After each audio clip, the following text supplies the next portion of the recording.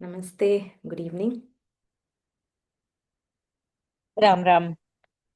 Ram Ram.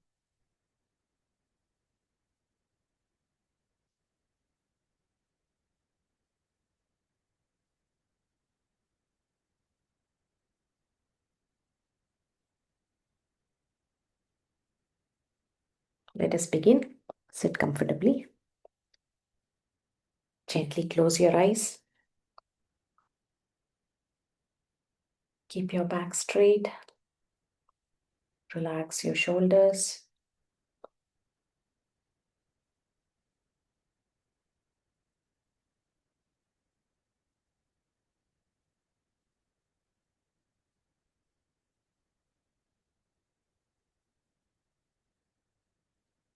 Let us take the next 30 minutes to connect to Bhagwan Narsimha.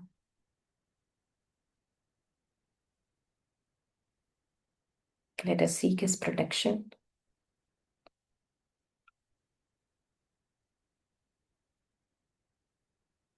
Bring your hands to Namaskara. Let us begin with the opening prayer. Repeat after me. Ugram Veeram Mahavishnum.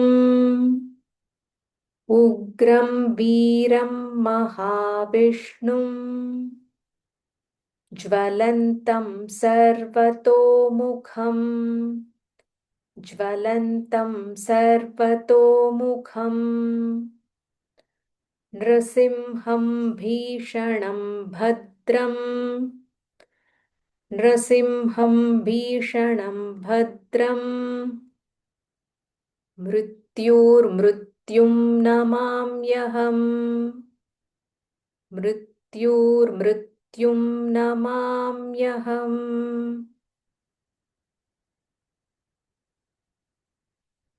Gently open your eyes. Let us first revise the 6 shlokas. We'll chant together slowly. नृसिंहकवचं वक्ष्ये प्रह्लादेनोदितं पुरा सर्वरक्षाकरं पुण्यं सर्वोपद्रवनाशनम् सर्वसम्पत्करं चैव स्वर्गमोक्षप्रदायकम् ध्यात्वा नृसिंहं देवेशं हेमसिंहासनस्थितम् विवृत्तास्यन्त्रिनयनं शरदिन्दुसमप्रभम् लक्ष्म्यालिङ्गितवामाङ्गम् विभूतिभिरूपाश्रितम् चतुर्भुजं कोमलाङ्गं स्वर्णकुण्डलशोभितं सरोजशोभितोरस्कं रत्नकेयूरमुद्रितं तप्तकाञ्चनसङ्काशं पीतनिर्मलवाससम् इन्द्रार्दिसुरमौलिस्थ स्फुरन्माणिक्यदीप्तिभिः विराजितपदद्वन्द्वं शङ्खचक्रादिहेतिभिः गरुत्मता च विनयात् स्तूयमानं मुदान्वितम्. So now we have first 2 shlokas. We learnt about the benefits of chanting this kavacham, and then Bhagwan's form is explained, various aspects. So until shloka 6. So now we have a beautiful form for us to visualize and meditate upon. So from shloka 7 onwards, using that form that we have built up, now we are going to place that form in our heart center, and then we are chanting this kavacham. And as we chant, we will invoke Bhagwan's blessings on different parts of the body. In Kandasashti Kavasam, we say, Kannamirandum Kadirvel Kannamirandum Kadirvel Kaka Yen Kairandum. Sorry, I just forget the flow, but you will see that how every um, part of the body is called out, and we are seeking protection from Muruga. So similarly, here also we are remembering every part of the body. So it is like building awareness on our body as we progress here from head to toe. So that is the whole concept. So let's proceed to the first shloka in the Kavacham. Svahrit, Svahrit. So Sva, then Hrit.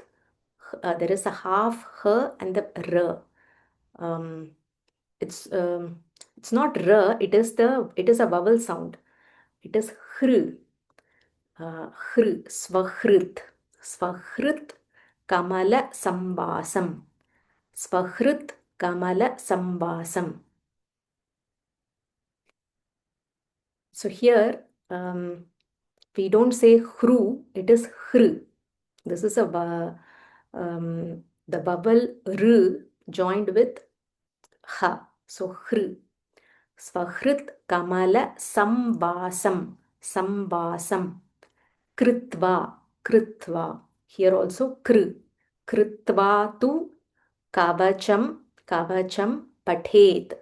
Pathet. Kritva tu Kavacham Pathet. Nrisimho. Nrisimho. Nr. Again Nr. Nrisimho me Shiraha Patu. So here, using the Visarga rule, there is a Visarga Raha followed by Pa. So when we are pronouncing it, we say Shiraf Patu. Shiraf Patu. Bring the lips together. Shiraf Patu. Loka Rakshatma. Loka Rakshatma. Sambhavaha. Sambhavaha. Bha Mahaprana. Lokarakshatma Sambhavaha. Nrisimho me Shiraf Patu. Lokarakshatma Sambhavaha. So here, Svahrit, on one's own heart. Swa means own. Hrit, here Hrit refers to our heart center. Kamala Sambasam. So here we are visualizing a lotus in our heart. So if you see lotus, even though it is in muddy waters, it is unaffected. It remains pure. So similar to that, at the lotus of our heart center, we are going to place the visualized form of Lord Narasimha in that on that lotus. Kritva here means having seated. So you have meditated upon this, you have visualized this form. Now you bring this form to the lotus of your heart center. Kritva tu kavacham pathet. Now we are going to chant this kavacham after having placed Lord Narasimha on the lotus of one's heart. Then we are saying Nrisimho me Shiraf Patu. Shira refers to the head region. So you will see this Patu repeated multiple times. Patu here means protection. So may Narasimha protect my head. And with every body part that we are referring to, there will also be a adjective or a quality describing Bhagwan. So this we have this format is also there in Ramaraksha Stotram as well. So here Bhagwan is called as Loka Rakshatma Sambhavaha. He is Sambhavaha. He is born to protect all the lokas, all the worlds. Loka Raksha. So Atma Sambhavaha. He was born to protect all the worlds. That is the purpose of his avatar, protection. That is the key word. Whenever we think of Lord Narasimha, the key word that should come to our mind is protection. So may that Narasimha protect my head. So here you don't chant these shlokas mechanically, but as you chant, you bring your awareness to that particular region of your body. So it's like a form of um, yoga nidra that we do as part of our relaxation. After we complete asana practice, when we relax our whole body, we move the awareness to various parts of the body. That awareness in itself will relax. So that is the whole idea behind this kavacham. Let us now chant. Svahrit kamala sambasam. Svahrit kamala sambasam. Svahrit kamala sambasam. कृत्वा तु कवचं पठेत् कृत्वा तु कवचं पठेत् कृत्वा तु कवचं पठेत्. This is pathet, Mahaprana Tha. So I heard in one of discourses somewhere that this Tha, whenever we say Tha, you will feel there is more vibration in your heart center. Vitthala. When you say Vitthala, the vibration, you will feel it in your heart region. So make sure you don't say Patet, it is Pathet. Stress on the Tha. Second line. Nrisimho me shiraf patu. Nrisimho me shiraf patu. Nrisimho me shiraf patu.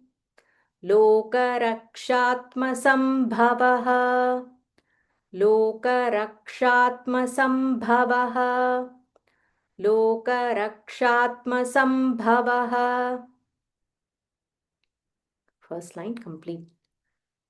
स्वहृत्कमलसम्वासं कृत्वा तु कवचं पठेत् स्वहृत्कमलसम्वासं कृत्वा तु कवचं पठेत् स्वहृत्कमलसम्वासं कृत्वा तु कवचं पठेत्.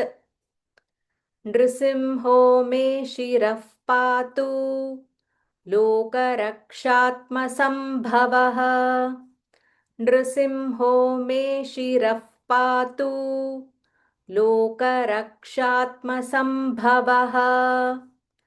नृसिंहो मे शिरः पातु लोकरक्षात्मसम्भवः. Complete shloka 3 times together. स्वहृत्कमलसम्वासं कृत्वा तु कवचं पठेत् नृसिंहो मे शिरः पातु लोकरक्षात्मसम्भवः. स्वहृत्कमलसम्वासं कृत्वा तु कवचं पठेत् नृसिंहो मे शिरः पातु लोकरक्षात्मसम्भवः. स्वहृत्कमलसम्वासं कृत्वा तु कवचं पठेत् नृसिंहो मे शिरः पातु लोकरक्षात्मसम्भवः. Next shloka. Sarva Gopi. Sarva Gopi. So here there is a avarga chinna which we usually we don't chant, but that is an indicator of api. Sarvago api. But we say when we are chanting, we say Sarvagopi. Sarvagopi Stambhavasaha. Stambha bha mahaprana. Stambhavasaha. Sarvagopi Stambhavasaha. Bhalam. Bhalam me rakshatu dvanim. Dvanim. So here there are two scripts that I am seeing. The one that I am following has Balam, Bhalam. In another script, what I've seen is Phalam, Phalam. The meaning changes. So here it is Pha, Phalam. Bhalam me rakshatu dhvanim or Palam me rakshatu dhvanim. Dhvanim, dha, half dha, mahaprana. Dhvanim. Nrisimho, Nrisimho me drishau. Nrisimho me drishau patu. Drishau patu. Soma Surya. This is Soma Surya Agni. So, Soma Surya Agni. When you join it, it becomes Soma Suryagni. Soma Suryagni Lochanaha. Soma Suryagni Lochanaha. So here, Sarva Gopi, Sarvaga, he is like all pervading. Bhagwan is there everywhere, all pervading. But Api, though he is all pervading, Stambhavasaha, he is residing in a pillar. So that's where Hiranyakashipu pointed, is your God inside this pillar? So Bhagwan emerged from this pillar. Pillar refers to Stambha. Stambha Vasaha, he is residing in that pillar. May that Lord Balam, Bhalam refers to the forehead. Bhalam, so first we started with the head, now we are moving to the forehead. Bhalam me rakshatu. Let that Lord who is residing in that pillar, let that Lord protect my forehead. Dhvanim, let that Lord protect my speech. The sound from where the vocal cords, from where sound is emerging. So the other meaning is when we say Palam, Palam refers to the phala, karma phala, the results of all our actions. Let Lord protect the result of whatever result that is going to come. Let Bhagwan take care of it while I perform my karma. So that is also another meaning that we can take. Nrisimho me drishau patu. Drisham. Drishyam means sight, right? So drishau refers to the eyes. So now from forehead, we are moving to the eyes. The description of Bhagwan given here is Bhagwan, as we earlier saw in the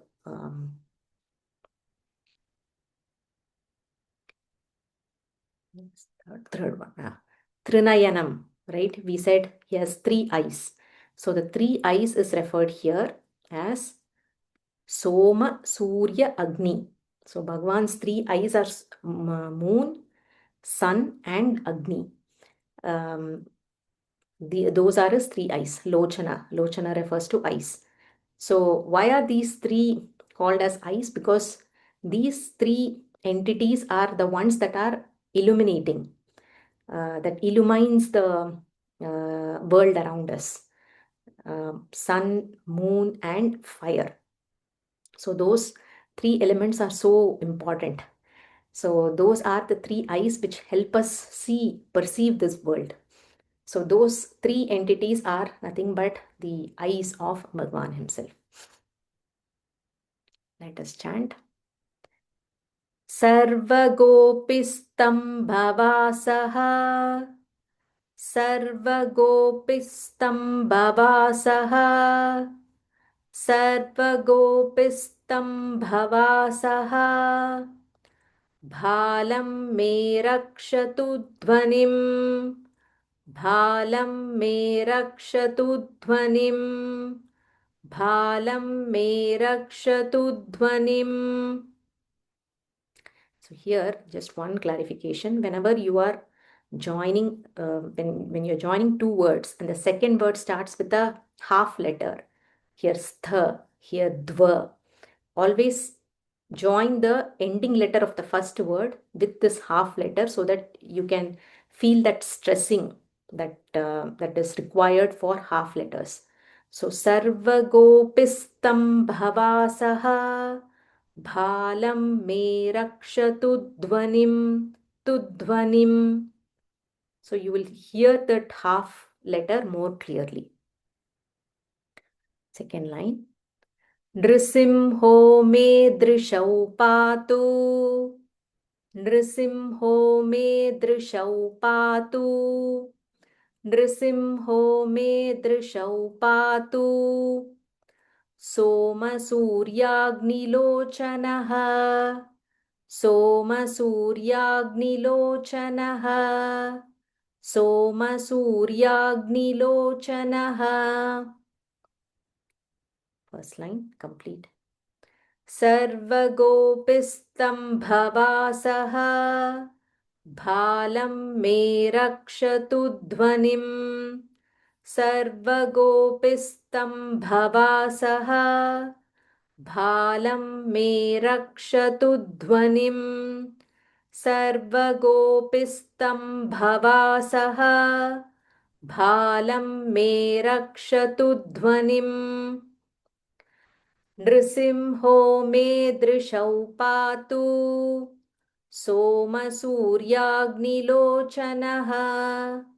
नृसिंहो मे दृशौ पातु. सोमसूर्याग्निलोचनः. नृसिंहो मे दृशौ पातु. सोमसूर्याग्निलोचनः. Complete shloka 3 times together.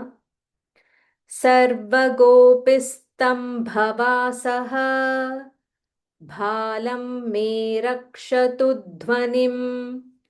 नृसिंहो मे दृशौ पातु. सोमसूर्याग्निलोचनः. सर्वगोपिस्तं भवासः भालं मे रक्षतु ध्वनिम्.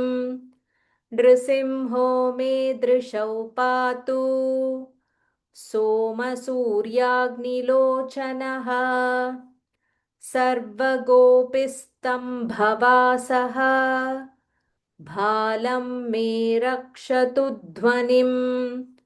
नृसिंहो मे दृशौ पातु. सोमसूर्याग्निलोचनः.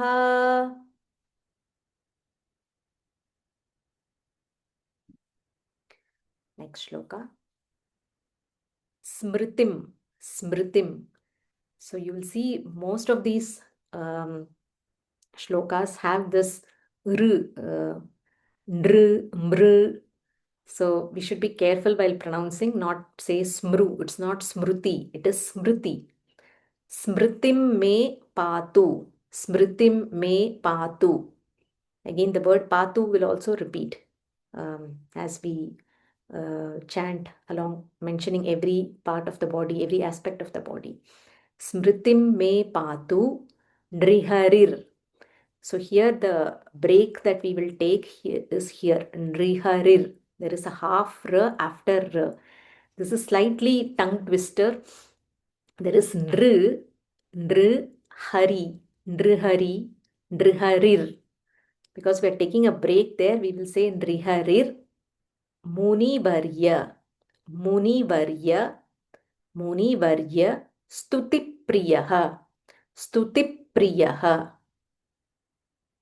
So, Smritim me patu nriharir. Take a pause. Munivarya Stutipriyaha, Munivarya Stutipriyaha. Nasam me Simhanasastu, Simhanasastu, Simha nasastu, Simhanasastu. Mukham, kha mahaprana, mukham, mukham. Lakshmi, Lakshmi, there is a dirgha mi, Lakshmi. Mukham, Lakshmi, Lakshmi, Mukhapriyaha, Mukhapriyaha. Again, kha mahaprana, Mukhapriyaha. So here Smriti, Smriti refers to our memory. So may Lord Nrihari, Narsimha is also called as Nrihari. Nrihari, let that Lord protect my memory power. Who is that Lord? The adjective used here is he is Munivarya Stuti Priyaha. So he is Stuti Priyaha. He is pleased by the prayers, Stuti, by the words, by the prayers offered by the great Munis, great sages. So Nrihari is Munivarya Stuti Priyaha. And that Nrihari, let him protect my memory. Then Nasam. Nasam is the nose. So now we are talking about forehead, then eyes, memory, and now we have come to the nose.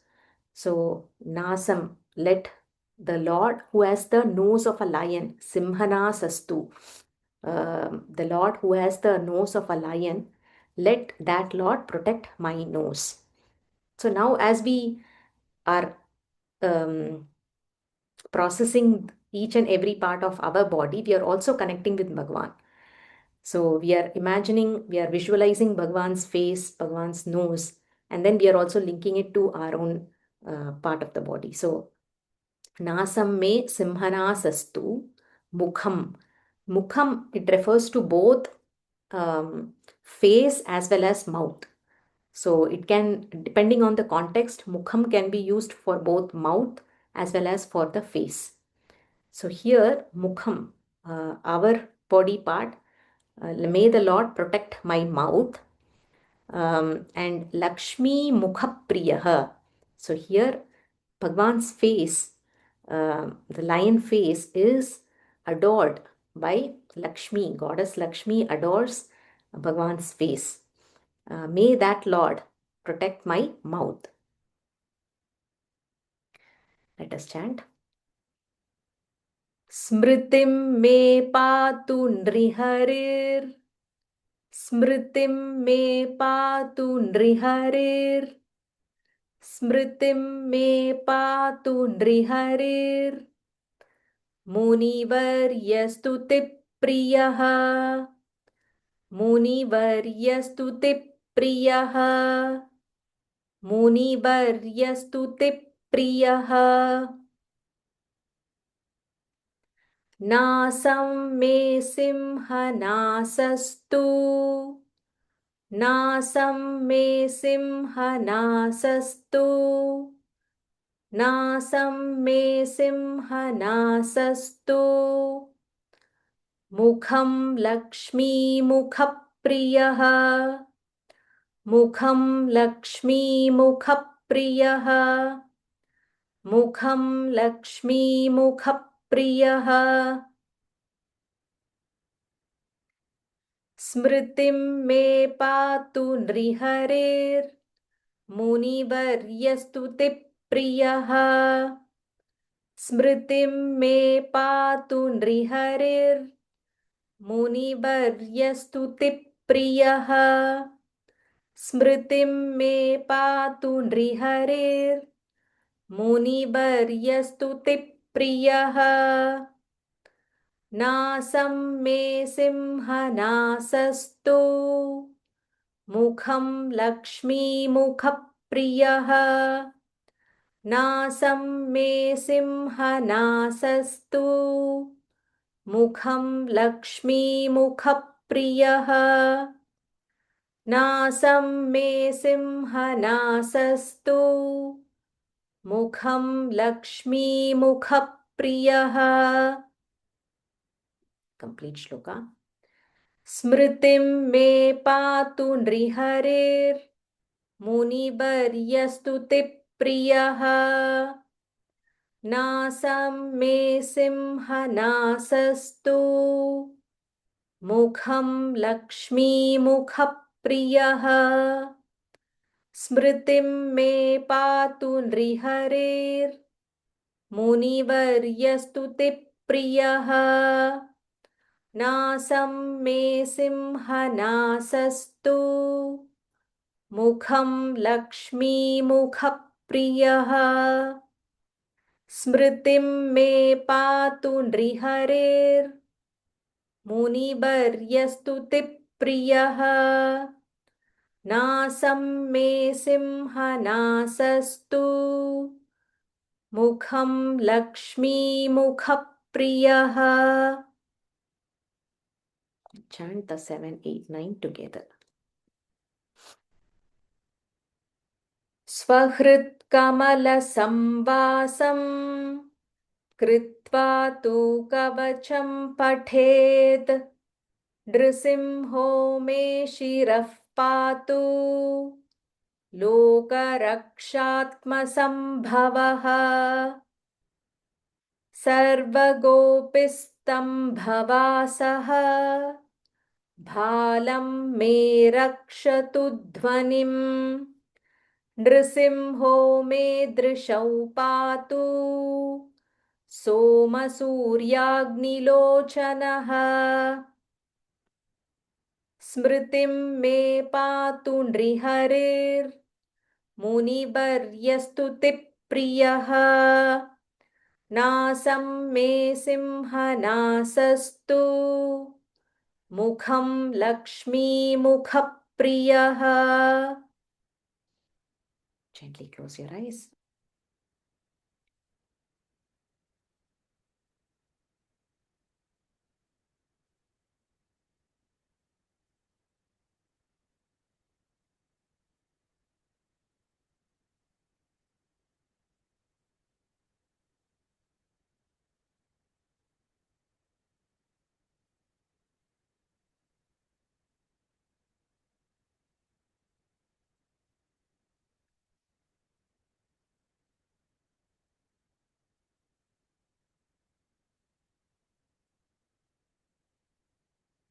Bring your hands to Namaskara. Let us conclude with the closing prayer. We'll chant together. Krishnaya Vasudevaya Devaki Nandanaya Cha Nandagopakumaraya Govindaya Namo Namaha. Let us take the blessings. Bhagwan Narasimha.